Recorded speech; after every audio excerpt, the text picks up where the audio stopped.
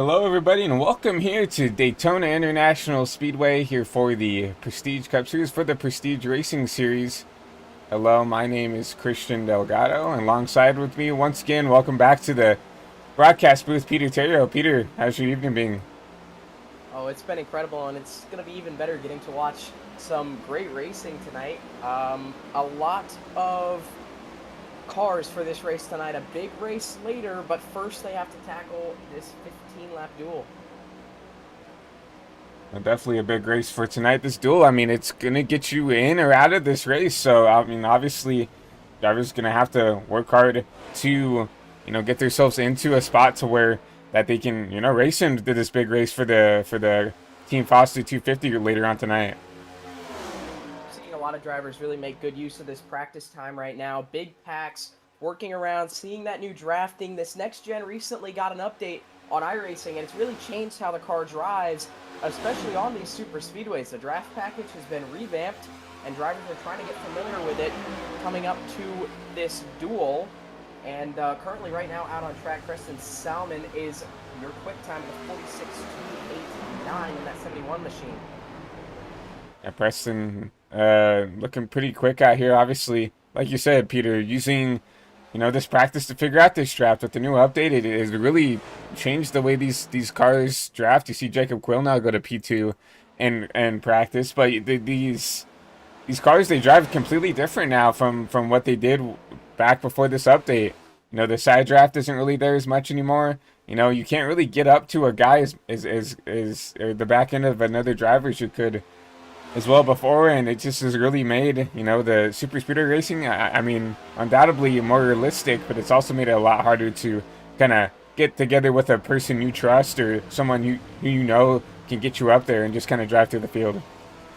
Yeah, we're probably going to be looking at gridlock racing tonight at Daytona, and it's not really something we saw earlier. I mean, even earlier this year on iRacing, the next gen has always kind of been I wouldn't say single file, but it's normally a max like 3 lanes at most, and that's maybe end of the race. But now it's really changed. Like you said, no side draft, well, at least very little side draft, and that new bubble that is kind of formed behind the back bumper of these cars really does make it difficult for these drivers to pick and choose who they're going to go with tonight, because I mean, I think teammates are going to be a big point of the race. I mean, you look at here, Trevor Trevino, I'm pretty sure he's locked his way into the field through qualifying. You saw him trying to work with that 25 and just could not get sealed up to the rear end of that machine. You see him coming down, doing a mock green flag pit stop, it looks like, which is obviously something that's very beneficial to do here during practice. I mean, it's going to be crucial once we get to the big race, especially for him who knows he's locked into the big race here later tonight. Yeah, there's definitely going to be some techniques that these drivers are going to have to use, and I think you're going to see experience, rise to the top, because with that new bubble that's on the back of these cars, you're going to see drivers start to use different tactics, dragging the brake a little bit while still keeping full throttle just to fill that gap, get rid of that bubble, and try and get the car behind you all the way up to that bumper so they can push. But also it's going to come with the issue of overheating that motor. And when you get into problems like that, you also have to deal with, leaving air, not being able to push as hard on some of these longer runs, because drivers are going to start overheating. And if you don't catch it in time, it could really come to bite you. No, I agree. I mean, and these next gens with the update as well, they overheat a lot quicker than they did before. And granted, they overheated pretty quickly even before that update. Now it's even worse. So you're gonna have to see some guys. Looking at some Draft Masters races, looking at some other series that we've broadcasted here, you're gonna see some drivers actually go up a whole lane to give that pusher as much air as he can, and then once the run comes back, he'll drop down, take over that lane, and you're going to continue to see that, and you might see that here once we get into the race. For sure, for sure. Getting ready to line up on the grid here.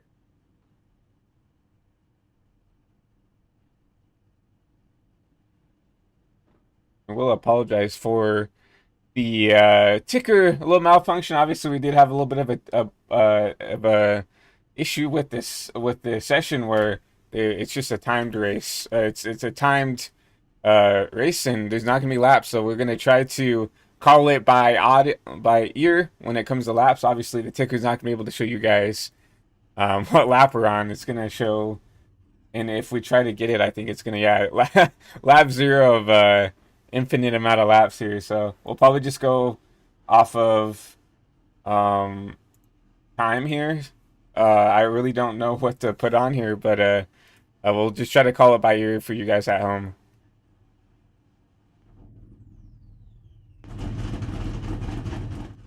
As we get ready to look at your starting lineup presented by HVTV, trying to get through this as the best we can. Wyatt Youngblood did not grid, but he would have been your pole sitter. Kendorian Davis is gonna round out your row 1. Zachary Trevino and Peter Hop gonna round out that row 2. Looks like In row 3, we Max Ford and Jeffrey Herrick. Row 4, it's going to be Frank Stimmerhorn and Zachary Beckman. In row 5, it's going to be Reeves Simmons and Nicholas Ammons on his outside. looking back at row 5, it's gonna be Eli McDonald with Oliver Quinney gonna round out that row. Row 6 gonna be Brian White with Benjamin Bushnell. His row 6 is gonna be Ryan Hatch with Brian Thompson, Jake Collins, and Gabriel Ngoli going to round out that row. And rounding out that row 10 is going to be Devin Galvin and Gavin Smith. Gordon and Connor Martucci. Row 12, Jacob Quill and Jaron Valley. Joseph Enright, Lucas Lewis. Behind him, Nicholas Rode, Owen Lax, Preston Salmon, Ryder Morgan, Tyler Helms, Tyler Curley, and Zach Case is going to round out your field.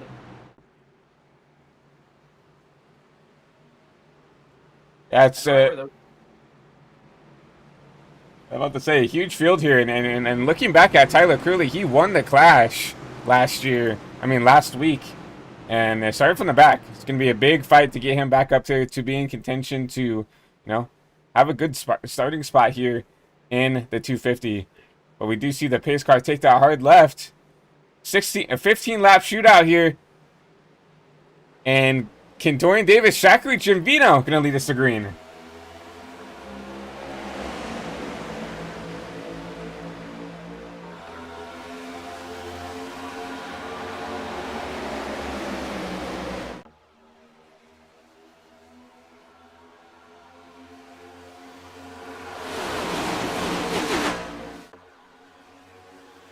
Trevino with a nose out in front as they go down to the back straightaway and out of turn 2. But on the outside, the 88 of Davis with help from Peter Hop. And remember, Davis was one of the cars that locked in through qualifying, and the other one who actually had the quick time was Youngblood.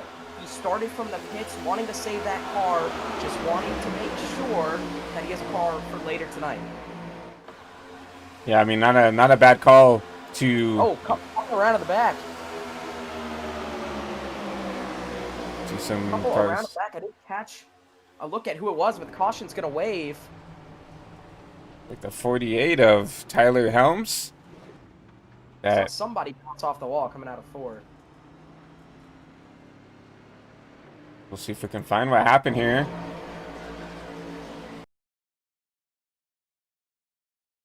It looks like that's the 43. That is a Tyler Curley, last week's winner. Like, gets up into the wall. Trying to keep it off the 16, bounces off the wall again, and he's going to grab that number 48 machine. You really got to be careful pushing out of the corners. When it stacks up like that, it obviously upset the car when he made contact with the rear bumper, and had a hard time holding on to it. The banking goes away, and as it does, with the lack of side force on these cars, there's not much air to catch it, so it can be really hard to keep those 4 tires underneath you. No, I definitely agree. I mean, when you get stacked up like that, it's going to be hard to, react in time, right? With when you're checking up all the way back there up to 30th, I mean, there's kind of nowhere to go back there when you're checking up that much. That's what's going to happen. You see as we saw the 43 getting to the 40, 8. And they're going to continue to ride back there. But once again, 15 laps in the still, I mean, you kind of have to be aggressive to get your way back up to, if you want to be up here in the, even starting in the 20s, if you're going to be starting all the way back there outside the top 30. Yeah, a lot of these guys are looking at this as an opportunity as, okay, I've made it into the field, but I have a much better shot here to get my spot higher. Maybe I didn't qualify as good as I wanted to. Try and push to the front and get ourselves a good starting spot, because with how this pack racing is now in these next gens, track position can be super important, and it's definitely going to be king of the game, I think, coming later tonight. It is going to be track position with, as we talked about in the pre-race, how hard it is to pass, how hard it is to get up to the front. When you get those opportunities, when you see your run, you're going to see a lot of these drivers take it instead of lifting and trying to get breaks. You kind of have to be aggressive with these new next gen cars. You have to take the run. You have to make that third lane work, and you're gonna, and unfortunately, when the way that you have to race these now, that is gonna cause some havoc. Some of the drivers on the radio were a little bit upset about how aggressive that started off as, but it's only 15 laps. I mean, this is a shootout, and especially compared to what they're going to be doing later tonight, I mean, what else do you have to lose? Try to make your way up there, and if your driver who's not in, try and make your way in, and if you're a driver who is in, try to get as good of a starting spot as you can, because like we just said, you can really, I mean, only benefit if you're in that position if you're already into the race. I definitely agree. And someone we haven't talked to tonight on the broadcast, we have JJ Moore up here in the booth, race control for a couple races, and up here kind of being our Larry Mack here in the HVTV studios. JJ, with how aggressive these drivers know they have to be. Who are you looking at to maybe come up here? Maybe a driver that you can see maybe making up these spots, driving up to the field, getting a better starting position for the 250 later tonight. Well, just based on who's near the back now that I know that can get aggressive. I know I heard y'all say him earlier, Tyler Curley. If he wants to, he could easily get the elbows out. I think he was trying to do that there. Got caught up in a wreck. Tyler Helms, I know can be very aggressive if he wants to be. Get up near the front. Jaron Valley down in 21st can get very aggressive as well. Curly picks, because they're going to be driving with fire in their eyes with how this race started for them. Exactly. I mean, you have to, when you put yourself in a spot like Tyler did, where he had to start in the back. You have to be aggressive to get up here, and I mean, obviously we saw that aggressiveness show, and JJ made a good point. I mean, there's a reason why Tyler won the Clash, and it was from being aggressive, being consistent, getting up to the front. And once he got to the front, he never gave it up. So those are some drivers to look for to get up here and potentially get themselves in a spot to potentially, at least get some track position back. I'm not going to say go up there and win. I mean, that's going to be really hard to do, starting all the way back in 31st without maybe the big one happening. But definitely take a look at those guys to at least make up some spots here. But we do see the lights off on the pace car going down the back stretch, now going into 3 and 4, which means we will be going green this time by. Yeah, and you got to think that some of these guys have maybe studied Curley a little bit from last week and maybe learned some things from that race and brought it into this week. And maybe that's why you're seeing some of these people up front, because they have put that time in to figure out how to work this new next gen car. And we're gonna, I know I keep saying it, but I think that is what we're gonna see tonight. It's going to be experience over just pure force. I agree. I mean, when you're going to see the guys who have raced this next gen a lot, you're going to see these guys who know the next gen, who put the time in to figure out this draft package. Because it's nothing like anything else here on the sim. It's nothing like the Xfinity, the truck, or especially something like the COT or the 87s or something like that. It drives nothing like it. I mean, it's super hard to pass. It's super hard to make up track position. I do agree that experience will show, and guys who know how to make the moves, how to use that little bit of side draft that we do have in these cars to get their way back up to the front. For sure, but only 10 laps to go in this one at the line, at the restart. So if you do want to get up there, you're going to have to use elbows out. You got to be smart about it, though, because, depending on how many cautions we could get here, that you could not have that many green flag laps. I mean, you've already lost basically 5 to get to the front. That cuts your chance, that cuts your time down at least a third. Well, that's the thing. I think why some people were kind of upset about that caution coming out, because now we're coming back to green, and we're going to have 10 laps to go, not a lot of time, as we see the 8 and now the 11 lead us back to green. Very spinning the tires on the restart there from the 11 machine on the high side, and a big jump out to the front there for Trevino, but you gotta think maybe you get too far out in front, because the run is gonna come off of turn 2 as these drivers go up through the gears. They're gonna reach 5th gear down the back straightaway, and they're gonna pull back the bumper of that 8 car. I saw the 67 elect to just push that 8 out, and I'm not going to be shocked to see a lot of these guys go down low, leave that top out, because I mean, the top's dead already. You see, I think a car is back in 7th side by side back there, trying to make the top work. That's the 55 of Gabriel, but besides that, everybody's already starting to link to the bottom. Oh, contact! Oh! Kept it rolling though, kept it green. That was Eli McDonald hitting that outside wall, but we stay green. Going back up through the battle. I mean, he's kind of inside, all single file for now. Coming to 8 to go. And single file right now, and this is probably exactly what Trevino wants to see, but as it starts to wind down, he's going to have to start thinking about what these guys are going to be able to do, because right now Simmons is tucked on the back bumper of that 8 machine. He's doing a good job. I wonder if Trevino might be dragging the brake a little bit to keep him locked onto that bumper, but as this race goes on, if he were to get off of that bumper and that bubble was to form again, it's going to be a lot harder for Simmons or somebody else behind him to make the move on Trevino. Well, you know, with 7 to go, the 67 looks like he's just content kind of pushing the 8 out. The temps are going to start to be a factor. You know, the engines can get hot within, what, 1, even maybe 2 laps. So you see the 24, he's going to try to make the top work, nothing to prevail. So he's going to start to fall towards the back end of this top 10. But temps is going to be something you have to look out for the 67. Does he look out for himself? Or does he look out for that number 8 machine? And also remember, this is for the 2nd row and back. 1st row already locked up. Big wreck in the back, 1 car around. The 7 machine, I think, collects a couple others going into turn 3, and the caution's going to wave. And we saw that going to happen. I mean, these drivers have to be aggressive. 15 laps, not a whole lot you can do. So we'll go back and look at our chopper cam. We saw the 7 going around here in the back. We'll take a look and see what happened from our chopper cam. It's like, once again, a 43 right in the middle of this thing. Is he just going to turn to 7? Looks like maybe he got the run. I don't know if he just got off center and it really got timed terribly, but the 7 car goes around right in the middle of the pack. I mean, nowhere to go for a lot of these guys. The 84 machine, that Toyota front end is absolutely destroyed. Here's another look at the contact. Yeah, I just think he had the run, tried to maybe, take it, and unfortunately just kind of mistimed it.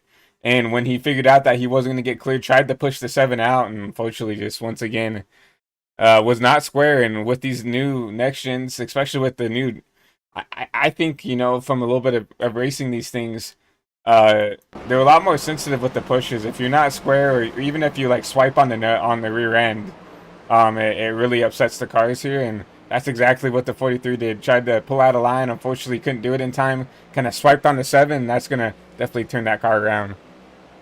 Yeah, it definitely looked like the bumper swiped there for Curley.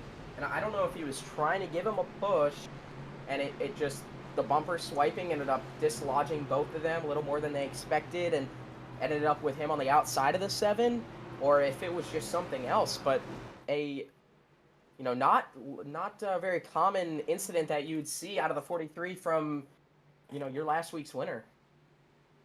And not only the winner, I mean, he dominated that race. He led every green flag lap. I mean, there was a couple of times where some guys tried to, out-strategize him and stay out on older tires, and he literally got around them. I think he led 100, I think it was 147 in the 151 laps there. So, dominant performance. We know that he can be up there and be a someone who's going to contend for this championship, but cannot be making these mistakes early here in the season. I mean, you cannot afford to be digging yourself out of a hole here at Daytona.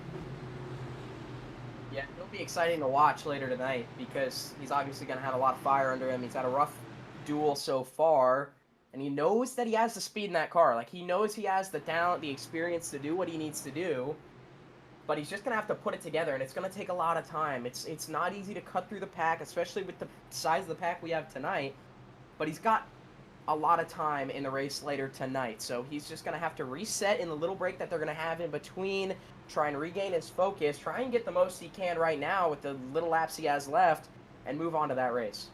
The big thing is, like, I mean, this is the second really driver caution he's caused, right? Obviously, we saw he can be quick, but you don't want to be making enemies in the duel, right? I mean, if you've shown that you've, wrecked a couple guys trying to be too aggressive, they're gonna see that and think about that in the race when it comes down to the nitty-gritty of trying to, do they work with you to get you to the front, or do they leave you out to dry because they know you've been aggressive before? For sure, and I mean, we talked about how important teammates are going to be, but you can't always find a teammate. Sometimes you're going to need somebody else to push you, and like you just mentioned, Curley might be getting himself in situations where later tonight, he might not quite have those pushes when he needs them. It's going to be really interesting to watch as pace lights go off on the pace car. You see the 8 on the inside, the 67 in that Toyota gonna lead the top. You're gonna have a Toyota teammate back there in that 95 of Zachary Beekman. Gonna try to push that 67 the best he can on the top. We haven't seen the top perform very well on these couple of restarts, so we'll see if the 67 can get something going. We'll see if the 95 had a pretty good pace in the clash. Unfortunately, got caught up in a couple of wrecks. Looks like he's looking pretty good here at Daytona, though. Yeah, for 5, the next Chevy back is the 25 of Benjamin Bushnell, and right behind him, I want to take a look at the front bumper of Wyatt Thompson. That is pushed in. He's going to have to... He will be a great pusher for sure, but if he were to be a driver leading the outside line, we could possibly see it start to fade away again. So it'd be important to watch as you get a great shot of that front bumper off the back of Benjamin Bushnell. Yeah, I mean, I don't think it's going to be enough to affect the way that car drives in the pack, but definitely going to affect the way that thing, if you would get out front, it's going to definitely affect the speed of that pack. Obviously, any front kind of damage here in this next gen, I mean, it does dramatically impede the car. And obviously, I think right now that 77 is just looking to get a good spot in this race to get himself into the big race coming later tonight. I don't think really, I think if he's smart enough, and I think he is, to know, hey, I've got some damage. Probably not the best guy to lead the field, because I know if I do, probably something worse is going to be happening in my car. For sure, as they roll off turn 4, it's going to be Trevino. He's led all the laps so far. He inherited the pole position after the actual pole sitter started from the pits, and he's going to get the restart zone and the pedal down, green flag, with only 4 laps to go in the duel. Another great jump by the bottom. The top just has not been able, I don't know if it's a timing issue, I don't know if it's a spinning the tires issue. We saw that's what happened with Max Ford that last restart. I don't know, maybe it's just hard to time without, giving yourself in a bad spot, but you see that number 67, Reeve Simmons, he's going to drop back into that 4th position on the bottom lane. Simmons has proved himself to be a great pusher, and if you look ahead of him, Oliver Quinney has got to be thankful for that, because if he can get a shot from that 67, they might be able to tandem pass your leaders of Trevino and Ford. Ford peaks to the top now. Simmons goes up there. 3-car help on the high side. Moving around, trying to get all the help he can, but he's going to get left out in the middle. And you're going to see the 67 in the middle. You see the 3, Nicholas Rode. He ran pretty well at the clash. Now he's going to try to make that top lane work, because you're going to see that 67 get put in the sucker hole. He's going to go to the back. It's the high side, and it's a firing pack as Trevino gets moved up to the high side now. Ford to the lead with help from Quinney. It's Toyota with Ford and 2 Fords lined up on the bottom. Trevino for the first time tonight on the high side. 1 car, 2 cars around to the back, and another caution, the 3rd one of the duel. That was a 73 McDonald.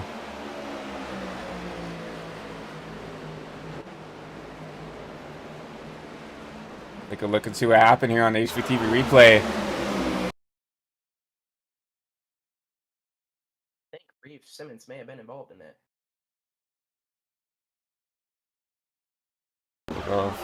At a 7, once again hooked, and there goes the 87. Now that's a hard hit. That's for. a hard hit. We'll try to find Okay, about 73. And we're gonna get Simmons green-white here. checkered. Yeah, green Yeah, white. by the way it sounds, we have 3 green-white checkers. That sounds good. 3 green-white checkers. Hopefully, it gives these drivers enough chances. Hopefully, we only have to use one of them. I agree. I mean, we hate to see, when we have to use them all up, but we're gonna ride on board with the 17. Ryder Morgan. If he can show us what happened. Yeah, it just looks like someone came down on the 7. The 7 goes down. 81 involved, and a huge hit for the 87. But good avoidance by the 17 machine. Back on the apron, he's gonna turn left, get around this wreck. And you saw the rear tires lift off the ground of the 7 when he made contact with that safer barrier. Very hard hit. I have no doubt his duel is done. See the 7 down there in pit road. I mean, honestly, not the worst looking damage we've seen here. Yeah, it doesn't look too bad. So we'll see. We'll see. I don't know if the engine expired on that when he hit the wall. I mean, he hit pretty hard. So I'll be interested to see if he's still got an engine in that machine that can roll over. But with this green white checker now, we have Max Ford. He's been up here all for the most of the race here. Put himself in the spot to take the lead. And Oliver Quinney, the first Ford here, gonna lead this outside. And Gabriel goalie, third right now. We haven't talked about him much. He has the Ford. He is a Ford, possibly able to help Quinney, a fellow Ford as well. And he slowly worked his way up towards the front. That 55 yellow and white machine has looked super good so far in this one. And he might get a chance to start in that second row here tonight if he can make his way up to that lead position. When you talk about driving your way up to the field, goalie's up 14 spots from where he started. Definitely not the biggest mover. Right now, Nicholas Roden at 30 machine up 21 spots from where he started back there.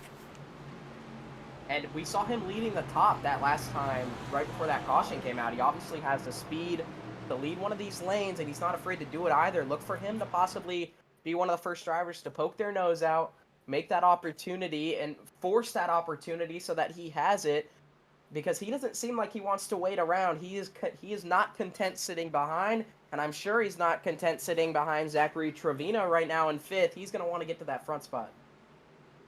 Oh, he definitely is, and obviously we've seen that, this 3 machine has been quick. He's been aggressive to get up here and put himself in the spot to get up here and race for this. You see Trevino, was leading the majority of this race. Now back here in the 4th place spot, he's going to be starting on the top for the first time, I believe, as well. So definitely not out of it for this 8 machine, and we've seen how good of a super speedway racer he's been throughout this race. I mean, he even got shuffled out to the top and still managed to keep himself inside the top 5. Yeah, and that last restart really showed us how things can change in an instant here at Daytona. Reeve Simmons, who started up front on that last restart, he's back in 13th now after getting shuffled to the middle.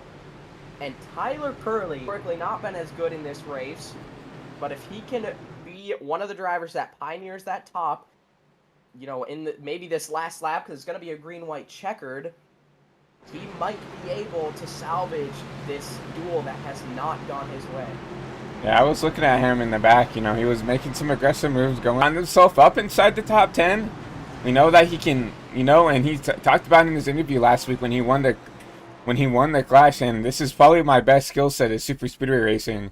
And he said, like, if I want to, I can go up there and drive to the field if I need to. And obviously we've seen it now. Obviously gotten into a bit of a scrummage with some guys, but obviously up here in the top 10, he's, putting his mouth where his money is.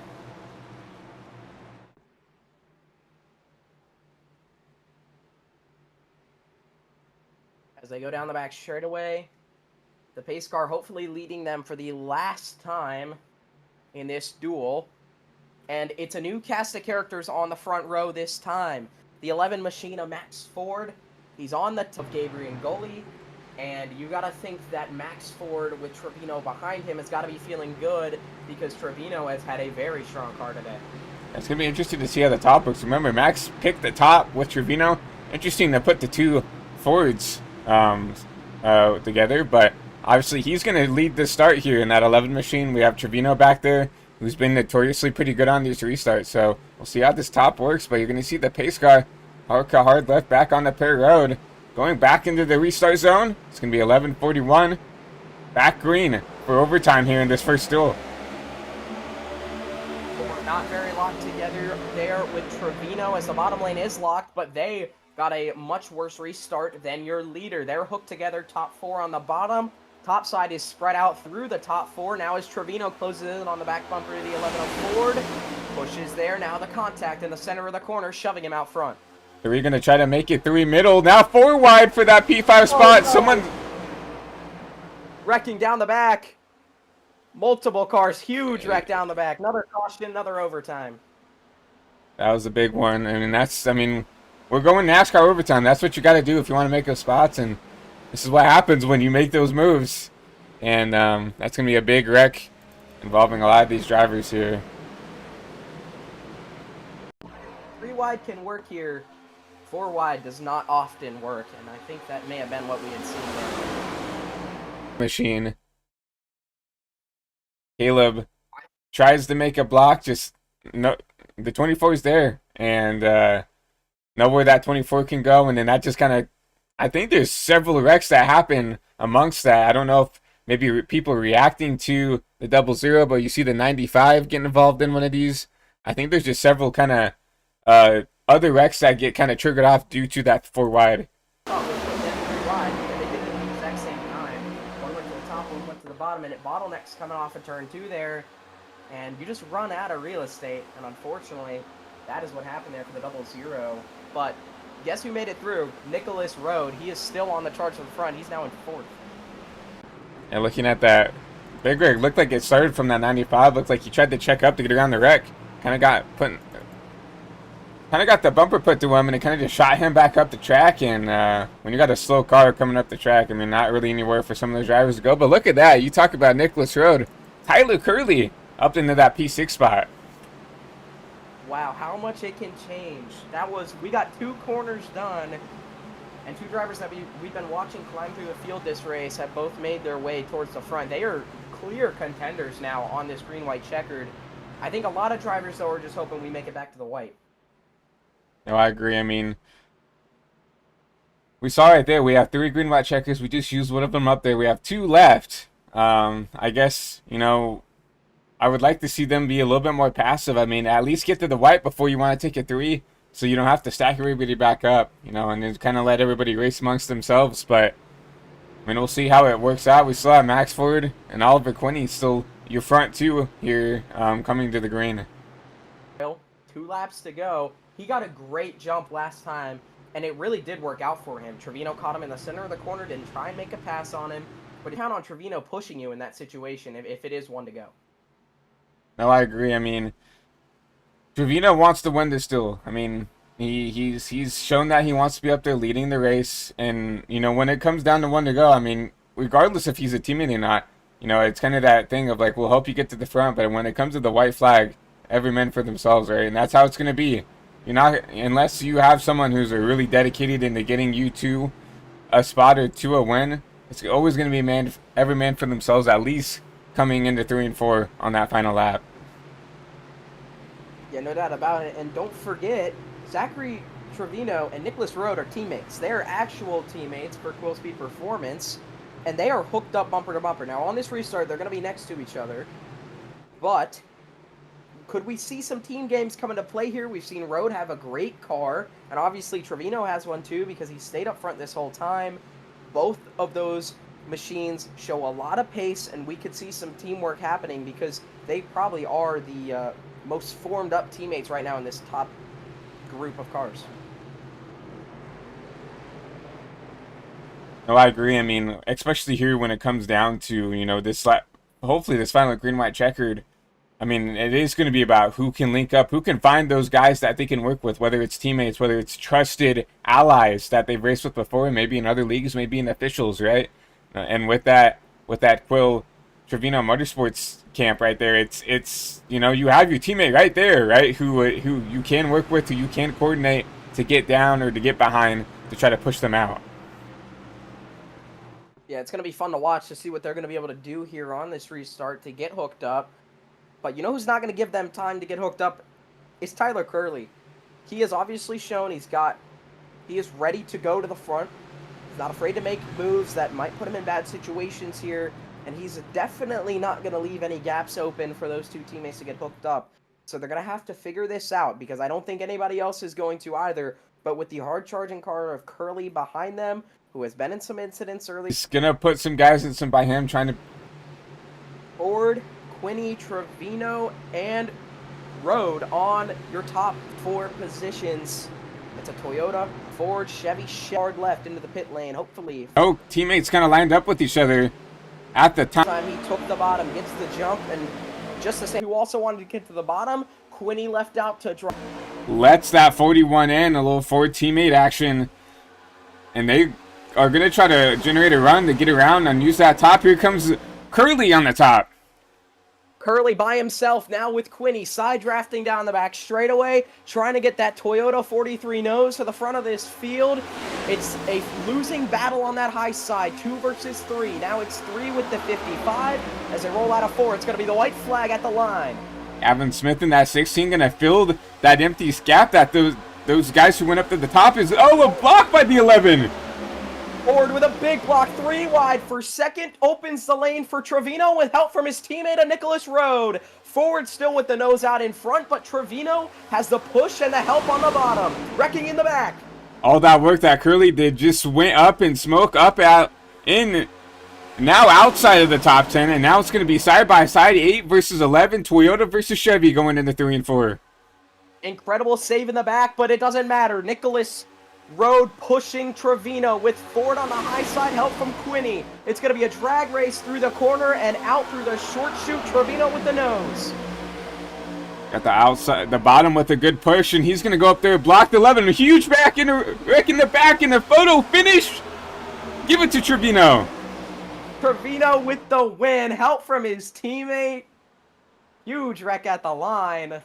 Curley was in it.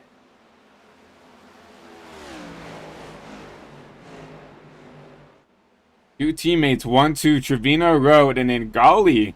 Now, Quinny maybe, I'm not sure what we're going to call at the line, obviously. But at least we know that 8, I think it's Trevino, then the 11, and then I think Road, actually. But still, what great teamwork out of this 8 and this 3 machine.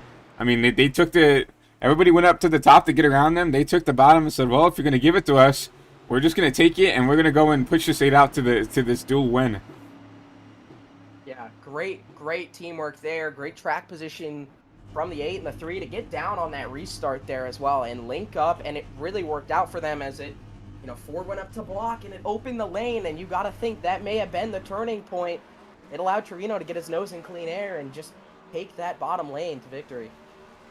You see the 2 teammates in this 3 and 8 burning it down here. The dual win's a win in my book, so go ahead and burn it down, and celebrate this dual win. Great teamwork out of these 2. I mean, it definitely shows that these 2 are going to be a threat if they get linked together to potentially go and take the big one here later tonight. Yeah, I think we're going to try and get a look back at that last lap and also that wreck that happened coming out of turn 4. It looked to be a pretty big one. I saw one car go up on its side, I think, and a lot of drivers may have just lost great starting spots in the race later tonight. They were up front. Curley we saw, I know he was involved in that one. He ends up, at least I have him 22nd at the end of this one, so he may have to really fight back in this race. Yeah, we'll see. We'll try to find a car. I think it was Curley who was once again, maybe the instigator in this. We'll try to find a different cam to see what happened. I won't say an instigator, but definitely a part of the initial wreck that kind of started everything. Yeah, the 95 looks like tries to stick it 4 wide, hooks Curley into the 42, and then just nowhere to go. You see the 60 on its side, and just everybody just... Yeah, That'll get you.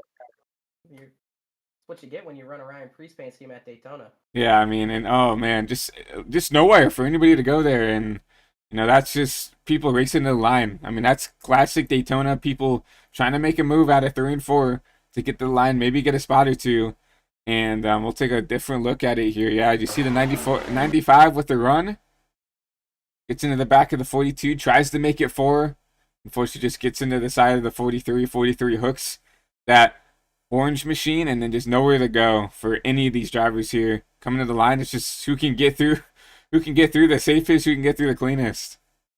Yeah, and some drivers have them so far unofficially, so a lot of spots we go over because we were very close to it there.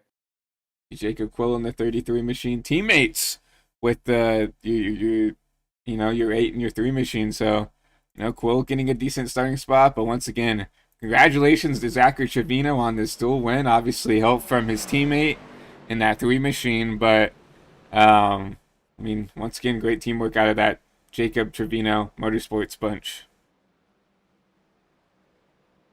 To watch, and they're gonna be great to watch later tonight for sure because we've already seen the teamwork work together, and it's gonna be great to see how they do it for 10 times the distance.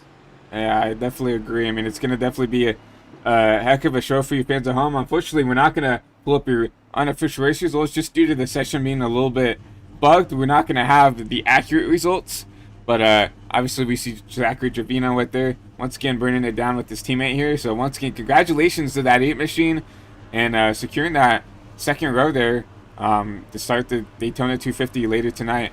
But we'll go ahead and go to this our chopper cam, and we'll go ahead and get ready for our post show for this duel. Once again, huge shout out to Backmarker for helping out this league. Use code PRS10 at checkout for all your Backmarker needs for all the merch and stuff that they have. Once again, huge shout out to Admin Box. If you guys are looking for any of their products, go down in the description below. Use PRS Box at checkout for any of your Admin Box needs. And also, once again, huge thank you to Team Foster for not only supporting the league, but also being the race sponsor for the Team Foster 250 that will be happening later tonight. Well, Peter, what a show for, and if that's the show we're going to see, we saw some good racing. Obviously, we saw some aggressiveness just because it was a 15-lap shootout. We saw some patience out of some of these drivers, and I hope we can see that. And we definitely saw some good racing throughout that duel. Yeah, it's really a different kind of art for what we just saw and what we're going to see later tonight. A shootout to a full, long race that's going to take hours. And I think one thing that I really noticed out of this one was how it's a little easier to pass than I expected, but maybe some of these drivers also realized that, and they pushed it a little too hard. So now that they've kind of calibrated their brains, reset coming into the longer and more grueling race that they're going to have to sit around. Others like Simmons getting left out in the middle, some of those might hurt you later on. So you learn, you come back stronger, and hopefully we get a clean, hard race tonight. Well, exclusively runs these cars. They seemed a little bit easier to pass than what even I expected. You saw the top work. You saw even a little bit of 3 wide work. And, you saw that 8 into 3. They drove up through the field, right?